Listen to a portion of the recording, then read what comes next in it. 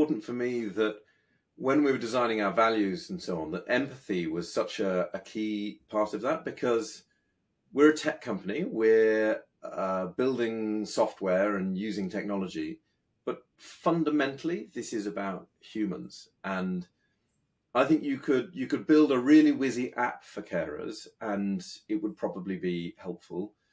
But actually, the really important thing is to connect carers together. Carers are so often isolated, and engaging with people, particularly people who understand what it's like to be a carer, can be really hard.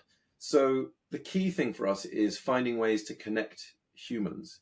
And that's the thing that really gives me a buzz. So putting empathy in as our values is really, really important. And I just think of Brené Brown's work on empathy and how somebody can tell me what to do, and they may well be right. That is what I should do.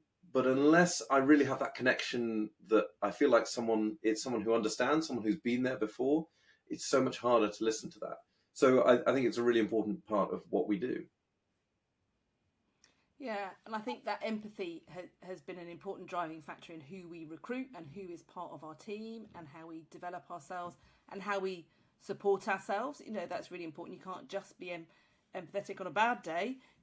On a good day, you need to be able to manage it, when life's difficult as well, and to be able to look after yourself.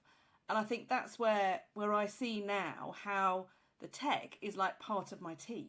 It also needs to be trained to be empathetic and to really understand people, to listen and come alongside, to not just say, oh, you need to do this, there we go off and do that, and add to this never-ending list of things to do.